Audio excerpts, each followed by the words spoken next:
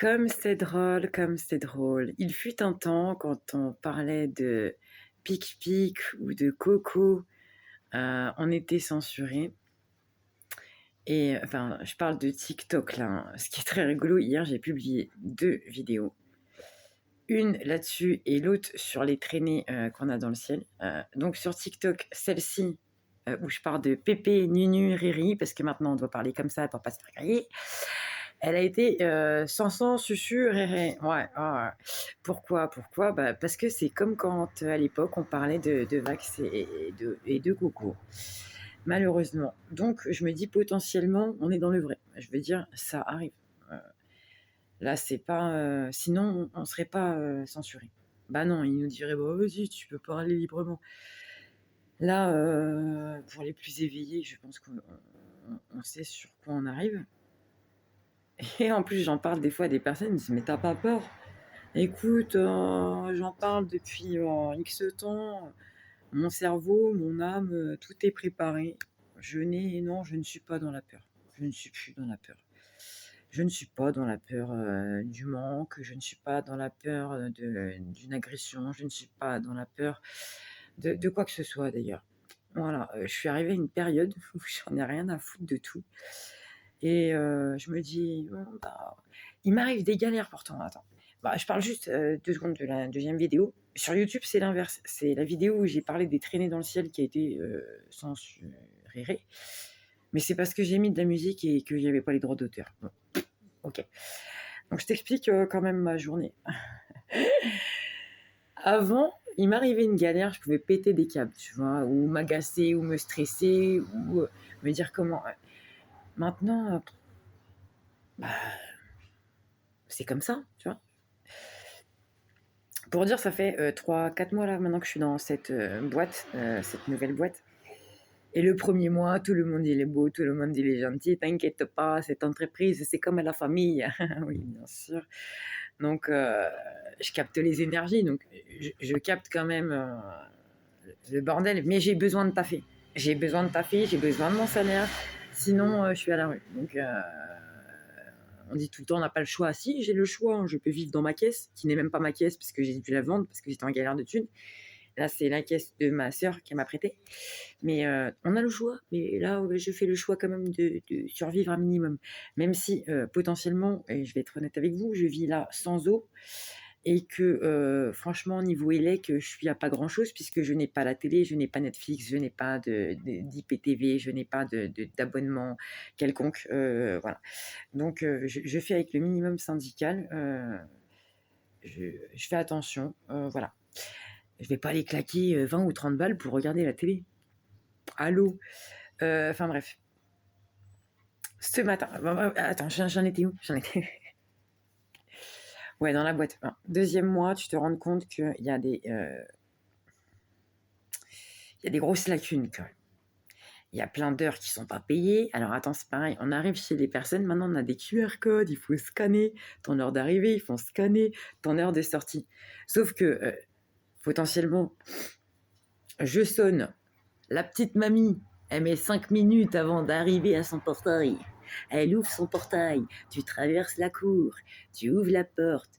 Il faut trouver le scan qui est dans le cahier de la boîte. Le cahier de la boîte, chez certaines personnes, il est dans la salle à manger. Tu vas jusque la salle à manger. Dans cette boîte, il faut mettre une blouse, des chaussures particulières. Donc tu te changes, machin truc. Et ensuite, tu scannes. Donc je me dis, moi, les vieilles sont bien mignonnes. Mais en fait, moi, je suis arrivée, admettons, à 8h45.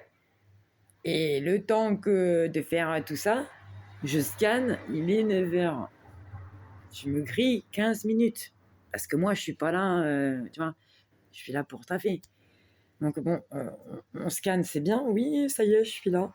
Je fais acte de présence, mais les 15 minutes, que je me suis tapée, d'attente et de marcher et de chercher le cahier, il est pas payé. Jusque-là, moi, tant qu'on me posait pas trop de soucis, c'est-à-dire, tant qu'on me casse pas trop les couillasses, je disais rien. Sauf que, mise en place, d'un détective Colombo, donc une chef d'équipe qui, vient, nous surveiller, et pas une fois de temps en temps, genre, Lundi, contrôle. Mardi, contrôle. Mercredi, contrôle. Jeudi, contrôle. Le lundi, passe encore. Le mardi, je suis un peu vénère. Le mercredi, je ris jaune. Le jeudi, je dis what the fuck? What do you want? Tu sais comment je travaille. J'ai aucun client qui se plaigne, qui se plaint de mon travail. Je suis joviale, je suis souriante, il se tape des barres de rire avec moi. Donc, pourquoi tu viens me contrôler? Et pourquoi le contrôle, c'est pas genre 5 minutes, mais c'est genre 3/4 d'heure à être derrière mon huc? Je n'aime pas, je n'aime pas. Donc je te le dis, je mets mon casque de musique, fais ton contrôle, mais voilà, et viens plus me faire chichi. Bref, je te raconte ma life, hein, mais c'est pas grave. Ça pourra peut-être parler à certaines personnes, parce que sinon j'en aurais pas parlé, en fait. Voilà, c'est ça aussi que je me dis. Bref, de là, j'arrive à joindre d'autres collègues qui sont dans ma boîte, et on papote ensemble, et on se dit toutes que là, on commence toutes réellement à en avoir ras-le-bol. Et il y en a une qui me dit, moi, ça fait 3 ans que je suis là, j'ai encore des contrôles. Il y a des maisons chez qui il faudrait 4 heures de ménage. En fait, on n'en a que 2 heures et demie, et ils viennent contrôler. J'ai trouvé une toile d'araignée. Oh, bah, fais-toi une barbe à papa et bouffe-la, tu vois. J'ai envie de te dire, à un moment, je n'ai pas le temps, je n'ai pas le temps. Bref, passons. Ça me casse les pieds de plus en plus, avec les filles, machin, truc, bidule. Troisième mois très difficile. Troisième mois très difficile. Là, je suis à saturation. Je suis à saturation. Vraiment, déjà, je ne supporte plus les gens. Je ne supporte plus les gens. Je vis avec ça tout le temps. Je vais faire mes courses, j'ai ça. Je me balade, j'ai ça. Pour pas avoir d'interaction sociale, tellement les gens me gonflent. Mes papis, mamies, je les kiffe. Je les adore. Mais t'as des gens, ils sont...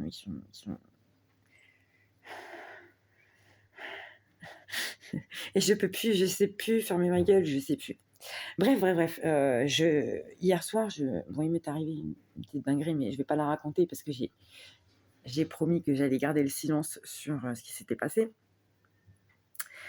Bref, mon cerveau, il travaille, il cogite, et je me dis, putain, demain, j'ai pas envie, mais pense à ton salaire. Je me réveille comme d'hab à 7 heures, je prends ma chedou, Nabila, ah ouais, voilà, je prends soin de moi, je m'habille en conséquence pour mon travail. J'arrive à ma caisse, et que vois-je? Tu sais, la petite porte là où tu as l'accès à l'essence, elle est grande ouverte, et puis il y a un tuyau par terre, et puis une sorte d'entonnoir fait avec une bouteille de plastique, et je me dis, oh. Et j'avais mis le plein dimanche.